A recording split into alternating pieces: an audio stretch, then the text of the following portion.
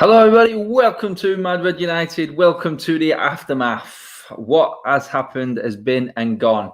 And all we can do is look forward at what we've got in store for us over the next few weeks, because some would say that this is when and how long possibly Ollie could last in terms of what we've got coming up right now.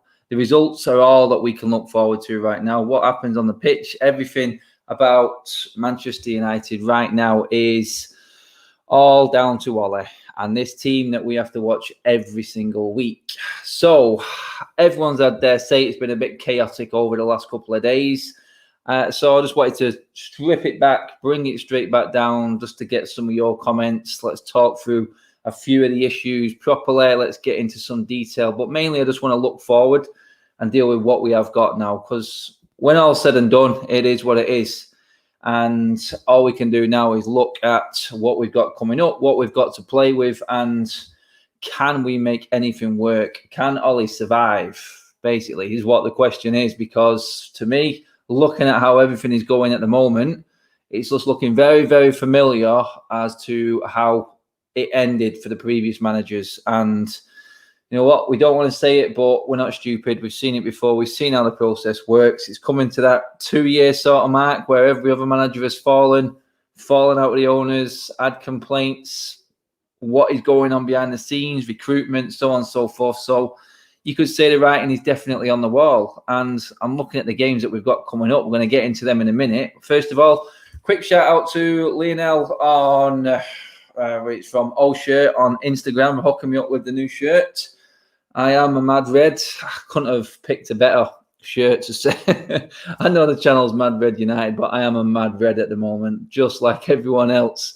Everyone in the comments, let's get through a few of them. Drop your comments into the subjects we touch on tonight, and we'll just try and break it down. Exactly. It's just me, you guys. Get your points across, get your comments in, and let's get into it. First of all, a couple of things I wanted to get off my chest. There was some things that happened yesterday that I didn't like, and I touched on yesterday in the transfer showdown. I just wanted to go over them now and just sort of give the full explanation of where I am with it. The first one has to be what's happened. We all know the issues that we've got in terms of recruitment, the players coming. No one's happy with what's coming. But the worst thing that I've seen, the worst thing that come out of that transfer window was what happened to Romero. And yeah, there probably is still a little bit of time. There's probably some way that he can still leave the club and everything like that. But let's be honest, the windows are shutting now. And unless United terminate his contract, he's going to be stuck here. I just feel like United are treating servants like Romero. You know what? I don't think there's one United fan who's got an issue with Romero and what he's done for the club. And for him to be left completely in the dark now, his career coming to an end, and all he needs to do is play games to finish career. And United won't let him move, knowing that he's never, ever going to play a game all season. That, for me, he's just, that epitomises everything that's going on with his football club at the moment and everything that is wrong with this football club. Is he still here because we couldn't get enough for Ed Woodward and the Glazers and the money that they need? Is he still here really because Ollie thinks he's got a job to do? I mean, come on, seriously. We know Henderson is not going to sit there and let Romero go in front of him. It's as simple as that. So why is he still at the football club? It's criminal that he's not been allowed to let go. It's absolutely criminal. And that was the biggest gripe me. I knew and I expected the window that came yesterday. You know what? I've seen the two names that came up the day before in Tellez and Cavani. Yeah, Cavani was sprung on us, but we knew Tellez, we had to be able to make that deal. It was peanuts. Good player, will definitely be good for us. Some would moan to say that he's 28. And the other players that we're looking at buying or was looking to buy were a bit younger and a bit more longevity. I mean, we're lacking serious experience in this team. So I know what a 28-year-old wouldn't go amiss. Would not go amiss at all. A bit of experience, a bit of an older head, because we have got a lot of young players in there. So yeah, that was good.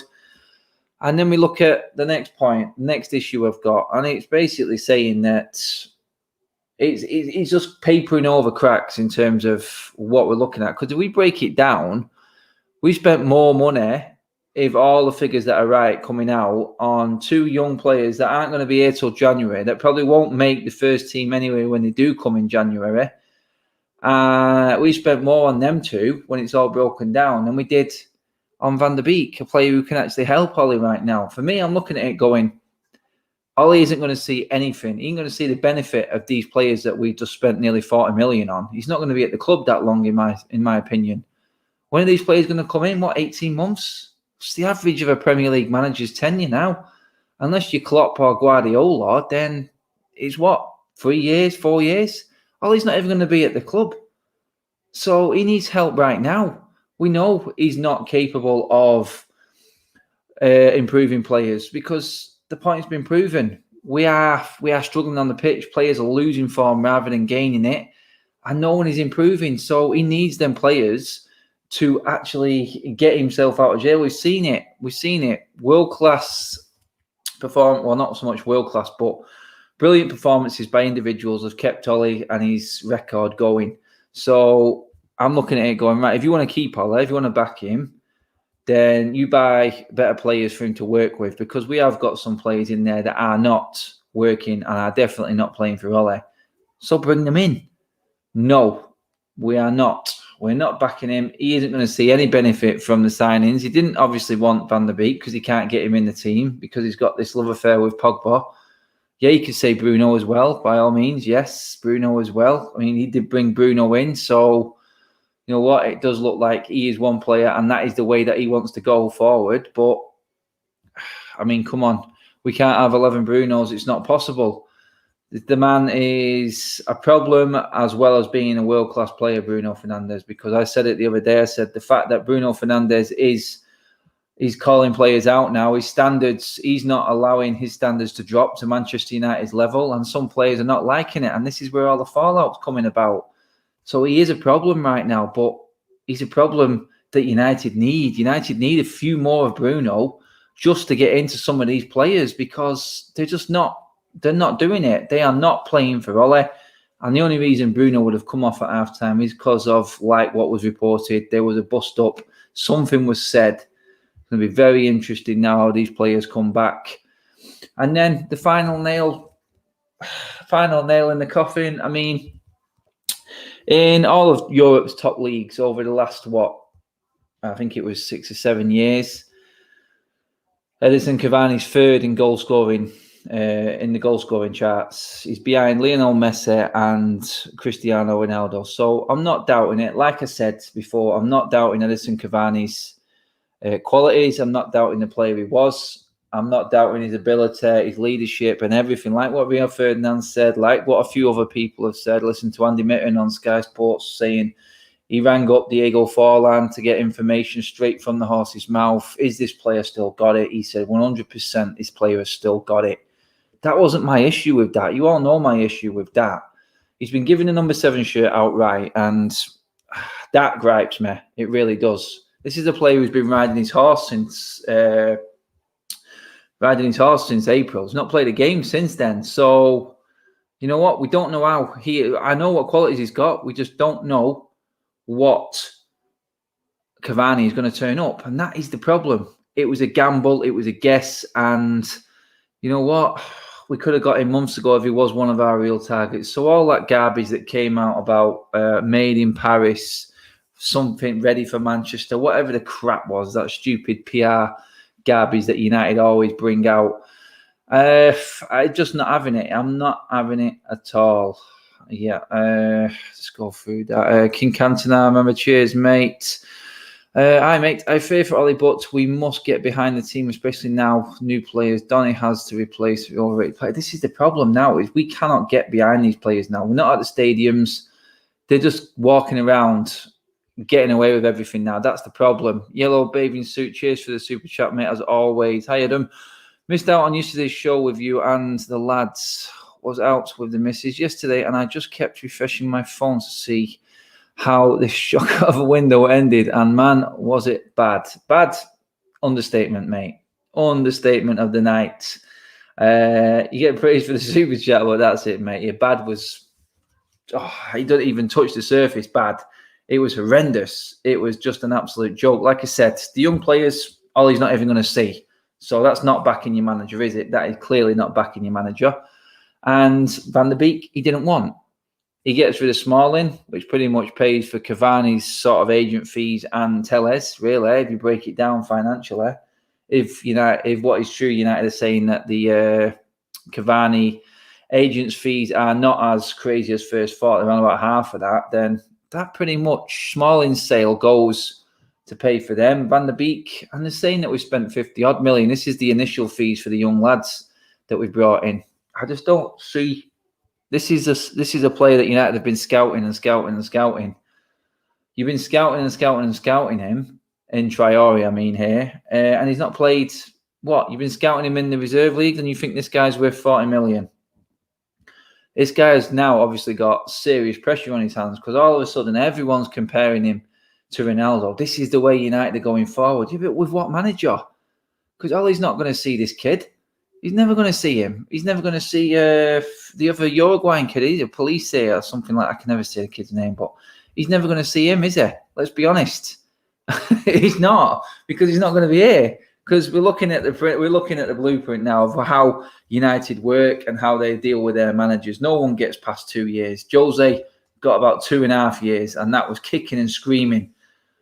The only reason he got them years was because of how miraculously he got us to second in the league. And then obviously he's looking at,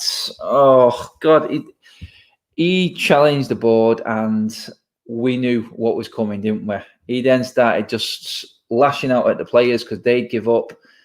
And this was the problem. Palistre, Raul. Thank you very much, my friend. Palistre. Yeah, so, you know what I mean? We know the writing's on the wall. So how does he survive? How does Ollie survive? That's what I'll get into next. We've all had our moans and our gripes about what happened yesterday and over the weekend. Have a drink on me, Adam. Nice one-ish. Is it? Sweet, I will do. I will go and get some Corona. But I'm looking at it going forward. And you want him to do well. You're thinking, right, okay, we've seen turnarounds before, but my biggest worry is beforehand we had like these League Cup games just to go and beat a team and get ourselves back on track. You know what? Back on a sort of winning actual curve. But I'm looking at the games coming ahead, and it's what's that? Sorry, I'm just going to read that one. The board have taken the blame for lots of this demise, but Ollie needs to make better decisions and be ruthless. He should take the captaincy off Harry Maguire and give it Bruno. He always shows passion. He shows passion, Ollie doesn't, mate. And that is another issue that the fans have got with Ollie. Sat there looking at his iPad as things go wrong. Well, you're not going to change anything by looking at an iPad, are you? You can't just press a button like you're on FIFA and change your player over. It's not Championship Manager, is it? Get down to the touchline and give someone a kick up the arse. That's what you need to be doing. And that's why a lot of people have lost it with Ollie as well.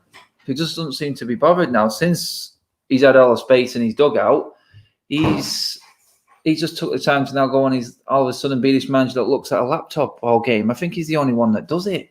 I'm not seeing anyone else sit there all game like he does. Then he sends his henchmen out, whoever it is, Carrick, McKenna or Phelan, down to the touchline to do his work for him. For me, as a manager, I don't even know who's in charge. So who are them players looking at? You know what I mean? If I had a manager screaming at me on the sideline, then yeah, I'm looking at it going, all right, okay, look, we need to knuckle down here. Something isn't right. The manager's not happy. But if he's sat there not doing anything, then how are the players supposed to react? Don't care. DOF needed now. United equals amateurs. 100%, Sean.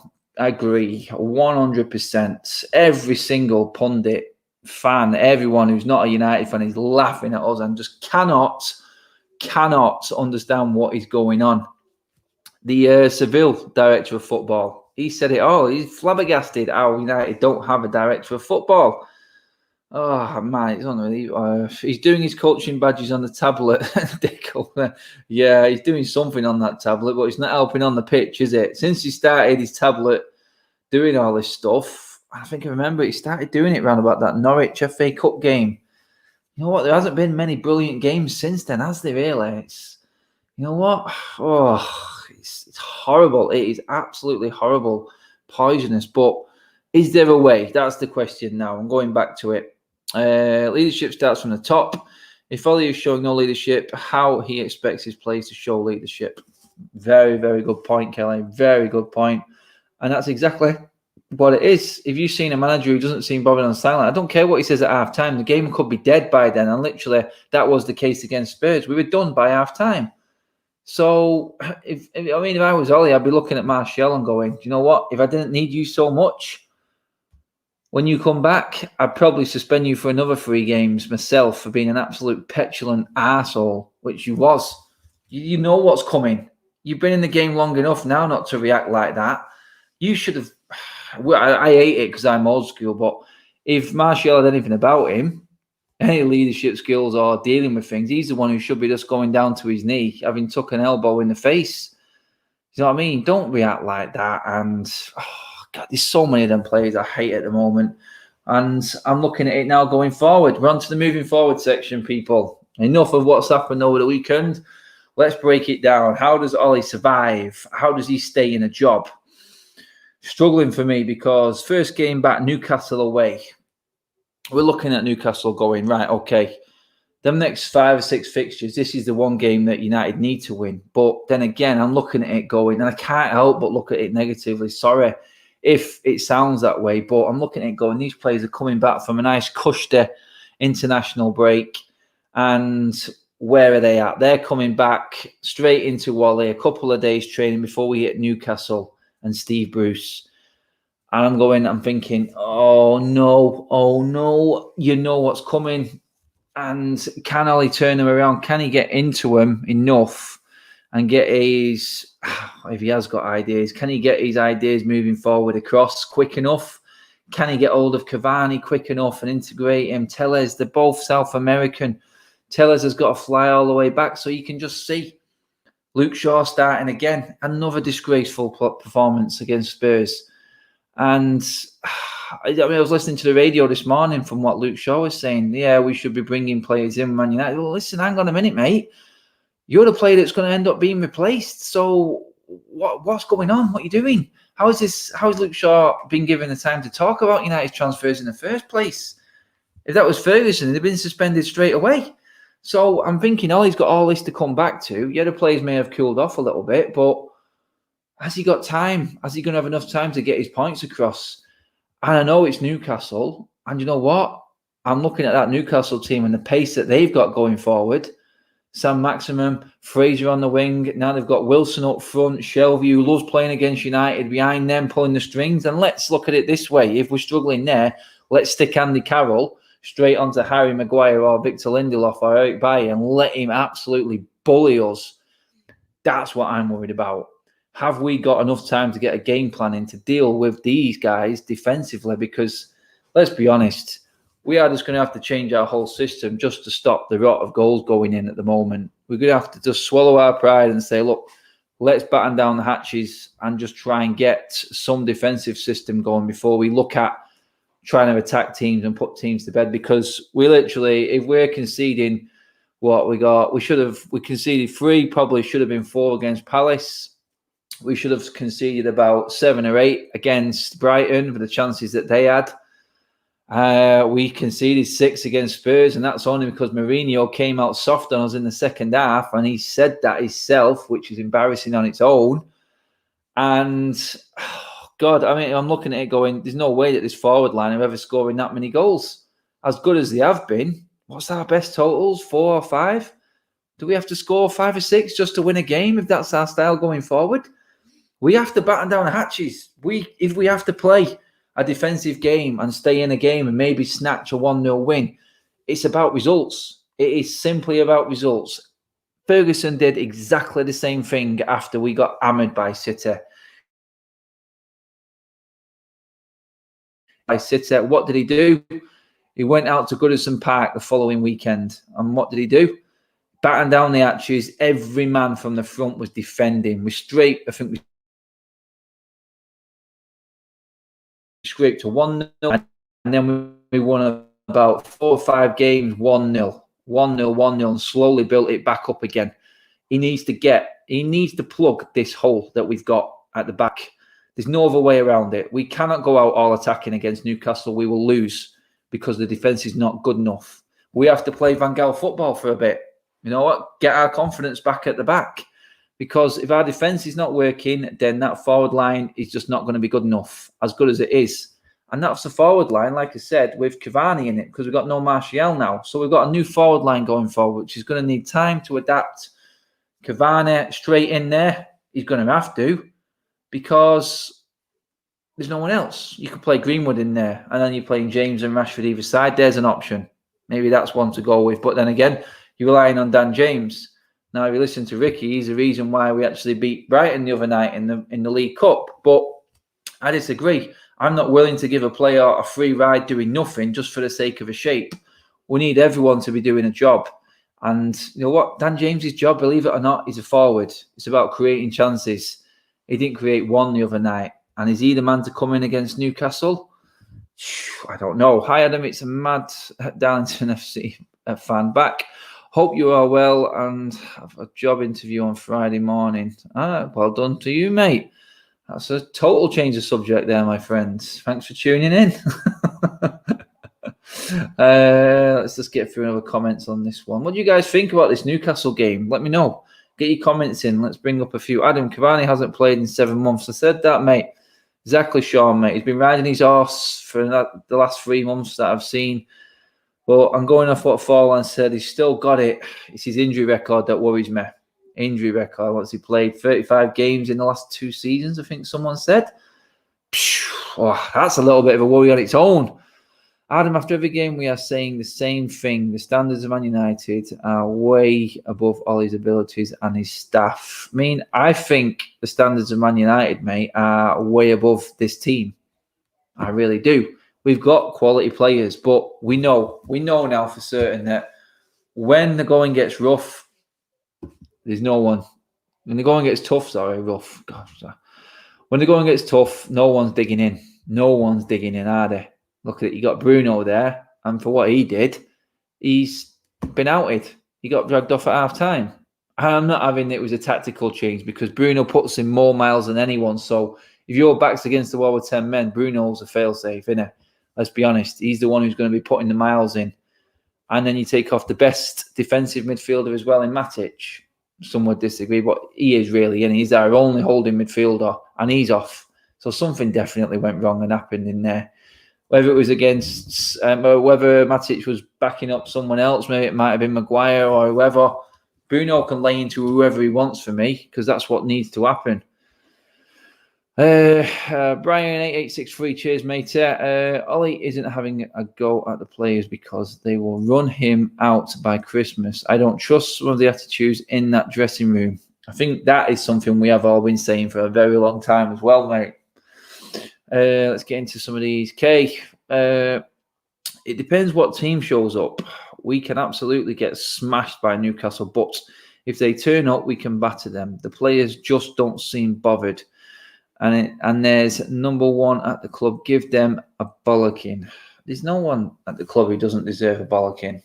Every single one of them do. I'm sick of another gripe that I've got actually. It's the players coming out and just saying sorry all the time. For God's sake, how many times are you going to say sorry? It's all 3 games so far this season. So we're into this Newcastle game. We just I hate to say it. But we have to stay in the game. We have to be defensive. There's no other way around. We have to be defensive and stay in it for as long as we can because we try to go at Newcastle, we're going to get picked off. There's no stability in the team, and if that defense gets left unguarded, then we're in trouble. Simple as. Because, like I said, Fraser, St. Maximum, Callum Wilson, Shelvey picking the passes for them for going forwards. Shaw will get rinsed by St. Maximum. Fraser down the other side. Oh, it doesn't bear thinking about. But we have got what it takes to beat Newcastle. Can we turn up? Exactly like you said. Can we turn up? Is Tuanzebe fit? No, not yet. He's not. But you ain't kidding. You're going to throw anyone in. Someone said in a chat just before we came on, what happened to Marcus Rojo? You know what? If we can't get rid of Rojo, then you're just going to have to play him, aren't you? Because I guarantee you something, Rojo's not going to shirk a tackle. It's one thing we can guarantee. And I am clutching at the last straw right now in saying that. It pains me to say it, but I'm looking at Harry Maguire. I'm looking at Bailly's performance at weekend after being given a chance. And I love my hands up. I was there. You all seen it. I was saying Bailly needs to be in that team. He needs to be in that team. He let me down. Absolutely showed me up. Did me a kipper big time because I look like an idiot for saying it. He just was all over the place. I actually don't think... The problem with defending is, and I've had this before, once you set off in such a bad way in defence and a couple of mistakes happen early doors, you cannot recover. It is impossible to recover. And if you've been set up by your captain, which Harry Maguire did with Bailly, then there's no way that you're going to be able to get back. It's your first game back into a big game in a long time. You first start in the Premier League and your captain gives you an header like that in the 5th minute. It's hard to come back. It's hard to come back. And you know what? I'm not surprised he struggled. No, I didn't say, look, see, there you go again. Look, Johnny Bravo, quality man. Love the guy. Bravo, you could say. Bailly was our best defender. He was. He was horrendous and he was our best player, our best defender. And I'm not blaming Bailly for that first goal. People are going on at Bailly. I think Wan-Bissaka should have stood on the ball for the second goal against Spurs. Bailly was sleeping a little bit, but Son gets on his march. Then there's not many defenders catching him anyway. I really don't think there is. So I can't blame Bailly for that first goal. I'm not going to give him too much stick for the second, although he should have been a bit more alive. It's his first game back. Can't really blame him for that. But the square ball across the edge of the box for the third goal, suicidal. But then De Gea plays his part in that. De Gea, take charge. Kick the ball up. Let's just get it away from the box for a while. Ease the pressure. We just invited everything on. And then that was it. If you go in at half-time 2-1 down, you can regroup, think of a different strategy. 3-1, game is over. We gifted it him. But yeah, I do agree. It wasn't all by his fault. First game back in, he made some mistakes, but everyone else was worse. They made more mistakes, didn't they? Derek, how are you doing, sir? Bruno is playing way upfield and exposing the midfield. Greenwood and Rashford don't track back. We are playing with a number when we leave it to midfield. The thing is with Bruno, mate, Bruno's doing what he should be doing. He's our creative midfielder. He's the link. And to be honest, without him, we won't be getting any chances. The problem is Matic has been that bad and gone under the radar in terms of solidifying that defence and making that defence a lot more solid. Do we have to always play two holding midfielders? Because we can't rely on Matic. This is the problem now. Let's see. According to Ricky, we don't see many goals when Matic plays. This is what I mean. Matic has been poor recently. He's offered us no support in that defensive line. And people just want to blame Bruno because he's doing his job trying to create. Start of that game, Bruno was playing superb. He was playing absolutely superb. His touch, he was sharp. And don't get me wrong, first few minutes, we looked like we're ready to go. I'm not forgetting that first few minutes, but the calamities at the back. And let's have a look at where that all went wrong. That wasn't Bruno's fault. None of them goals were Bruno's fault, which pretty much ended that game. So to say that Bruno is costing us because he's going forward, I think he's a little bit harsh, to be honest.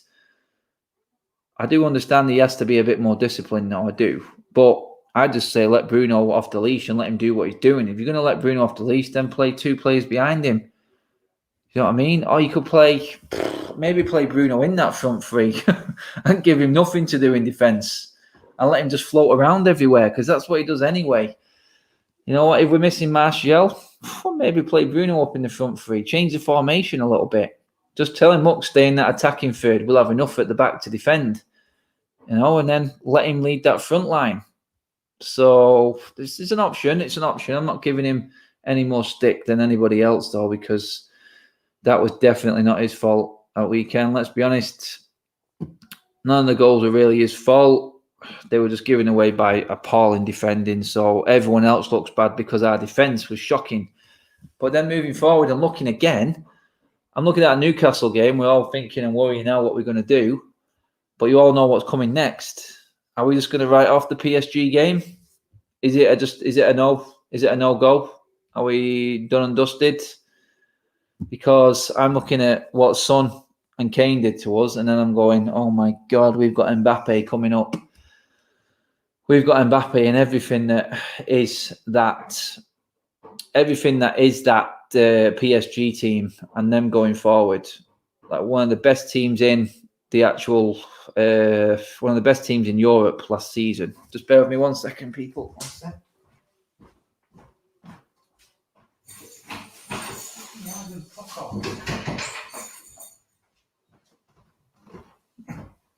Oops. Sorry. Cat problems. Never mind. Alien Tunnel. Pink Boots, Jones and Lindelof is the way. Mate, you're just a joker. I love you though, mate. Yeah, I don't think he would have done any worse than what our defence did, would he? And it's criminal how we're letting Smalling fly away, isn't it?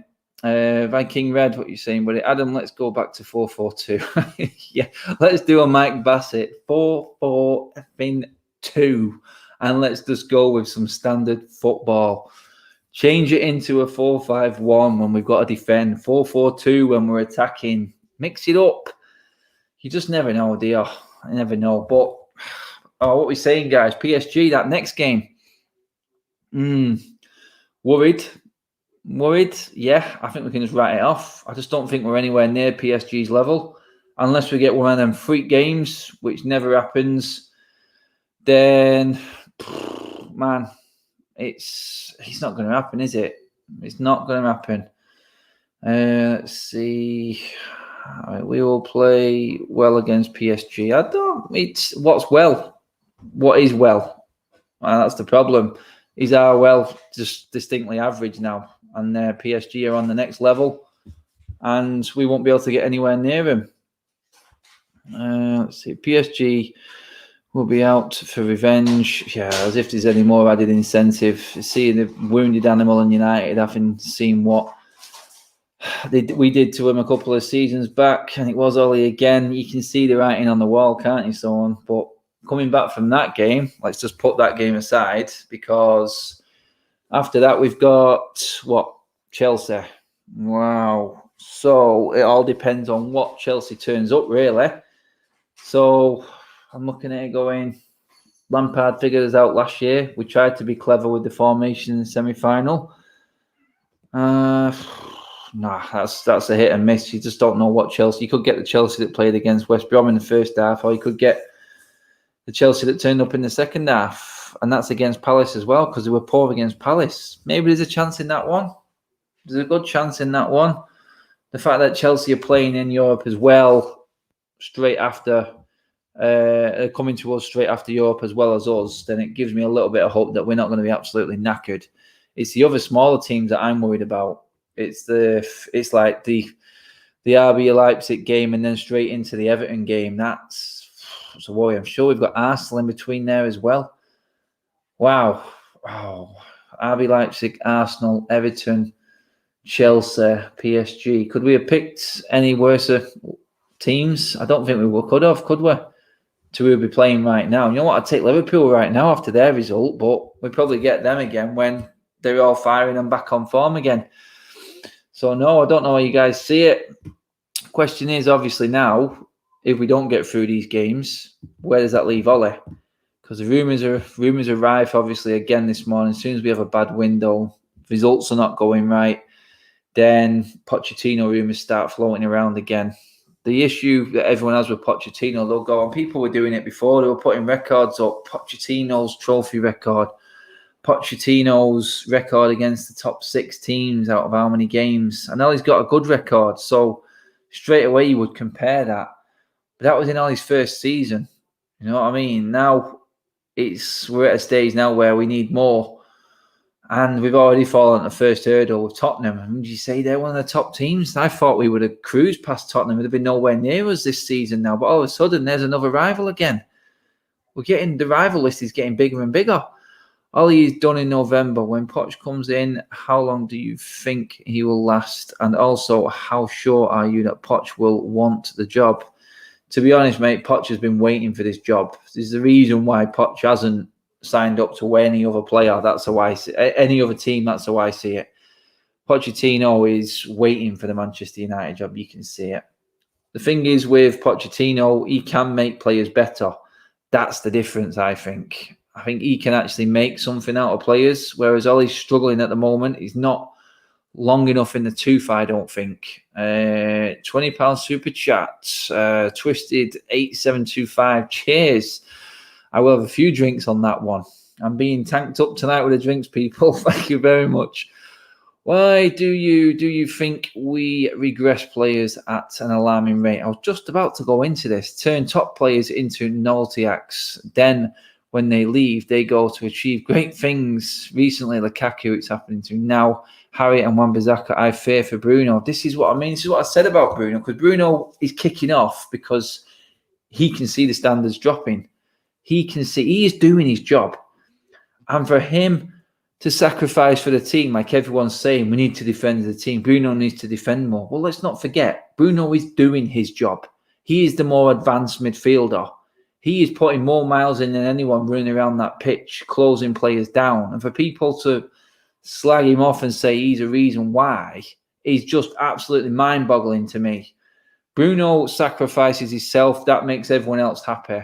Well, how come Pogba and Matic are not doing their jobs? How come Ollie's not dropping Pogba because Pogba's playing that deeper role? Is he saying, oh, because Pogba's playing that deeper role, it's not his fault?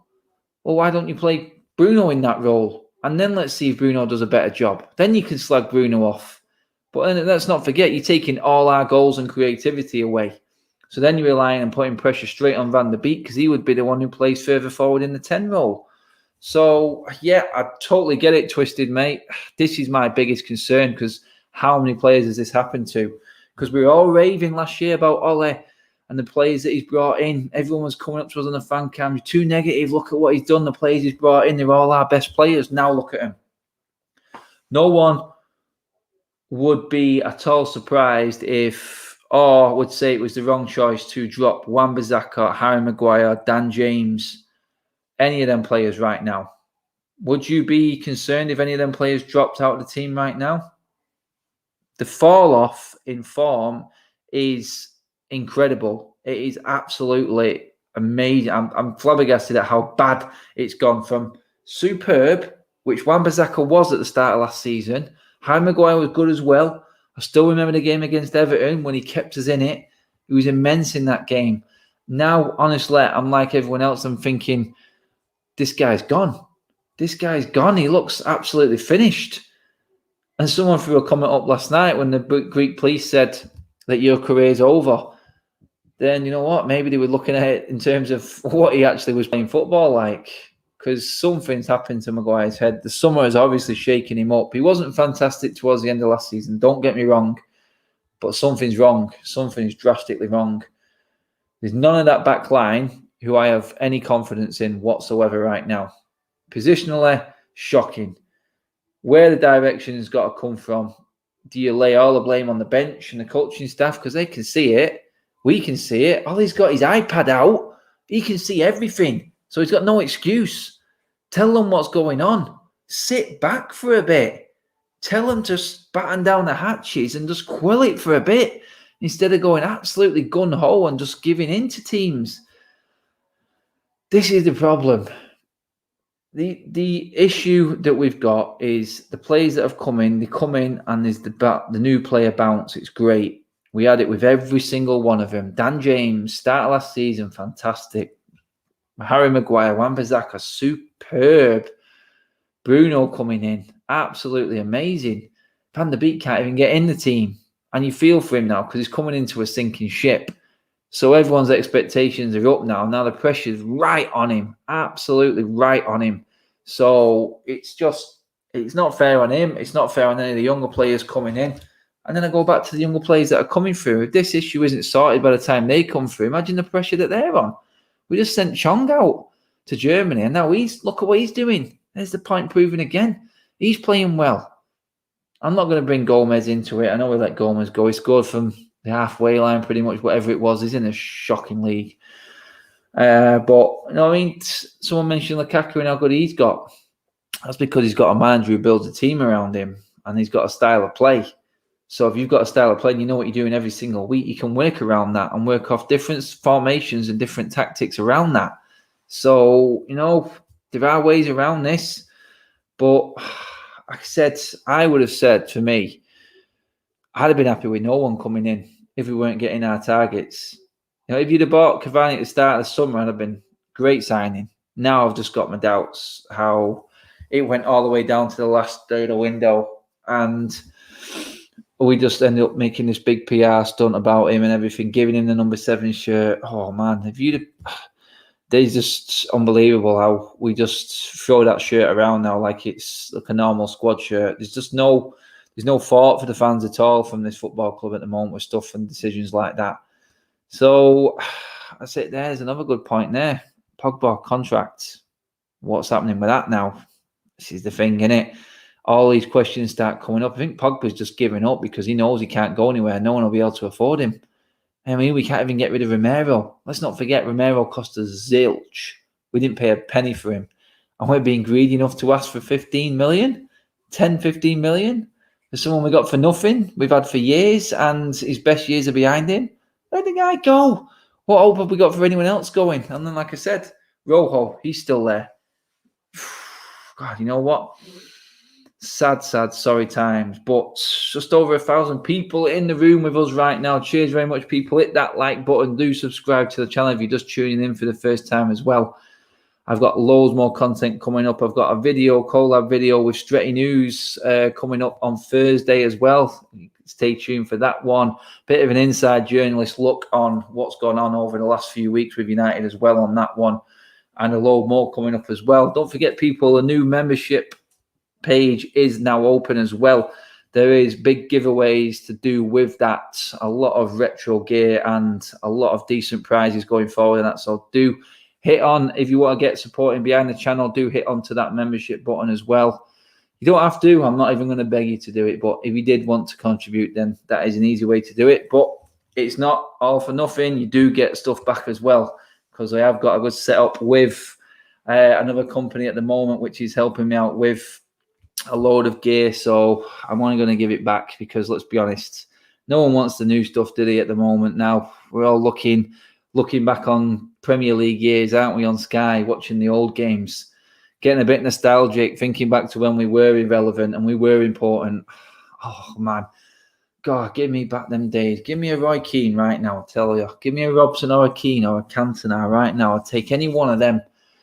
I know what, everything would be so much different. But yeah, people, that pretty much sums up this video. Can Ollie do it? He's the only man now that can turn this around because he's in charge of the team. There's nothing that can happen off the field now. It's done. C'est la vie. No one else is coming in. So it's Ollie. It's all on Ollie. He has to get this squad somehow rocking and rolling for the next few games, especially because we don't take anything from them 6 games. We could be out of the Champions League. God forbid we could be heading back into that Europa League again, because that would be a massive, massive embarrassment. And he has to do something. He's the only hope we've got, and it pains me to say it because he just doesn't look like he's got it in him right now. He really doesn't. He looks like a beaten man. And it's the ultimate worry. It is the ultimate worry and fear that I've got right now. It's for him. It's for the club in general. Because we could be in a relegation fight come, by November going into Christmas after all these games. We could well and truly be in that relegation zone. Wow. We'll let that one sink in. I'm going to finish the video on that note because that is a big, big worry. So, people, thank you again. Everyone who came in, comments, all have been fantastic again today. Everyone with the super chats, all the members, the new members, and everyone. Do stay tuned, guys, if you are one of the members, because I'm going to be announcing something very soon in terms of what the first giveaway is going to be. Stay tuned in the community section for that. I will keep you posted. And then everyone throws in the super chats just as I'm going. But I love you all anyway, don't I? Ferdinand Williams, disappointed, but we need to give it time. I think we've given it enough time already, mate, but time is only going to get time. I don't think he will. I do not think he will, and that is the ultimate issue right now. The manager looks like he's the next. I made it a point on my thumbnail. Is Ollie the next victim? New manager bounce. Stay in the Champions League for another couple of seasons with that and keep doing that. And then the money keeps coming in. Man, it's hard to say. But that's it for tonight, people. Do stay tuned for later on in the week. Like I said, I'm doing a collab video with Stretty News. Great channel and great website that they are. Inside view from a journalist sort of look on how things have gone down recently with United. That's coming up this week, Thursday, live as well. So get tuned for that one. And do log into that membership section if you do want to contribute. No problem if not, obviously. But there is a lot of giveaways that are involved with that as well. It is giving back. So, people, I'm going to leave it there. It's all done and dusted. All we can do now is put our feet up and watch some international football. And I'll see you on Thursday. Take care, people. Bye-bye.